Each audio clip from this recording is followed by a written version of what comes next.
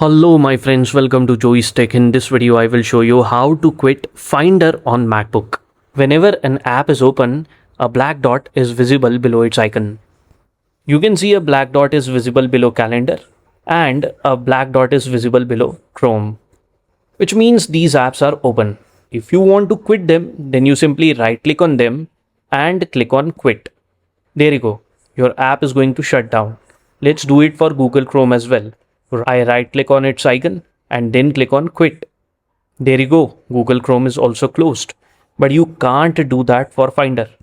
You right click on it, you don't get the quit option over here. So how to quit Finder?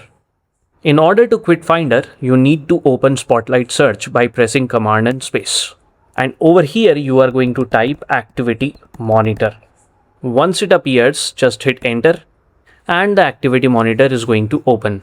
Now you find Finder in this list of processes, although it is visible to me, but you can search it using the search bar over here. Just type Finder and it will be visible. Now click on it and then click on this icon, this eye icon.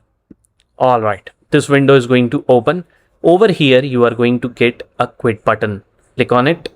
It's going to ask you if you are sure you want to quit the process. You can click on this button quit or you can force quit it. Let me click on quit and there you go. Finder is closed. It's terminated. You can see it over here and also you can see the black dot below Finder icon is gone. And this is how you quit Finder on MacBook. And with this we have come to the end of this video. I hope you enjoyed watching this video. I'll see you in the next video. Till then, goodbye and take very good care of yourself.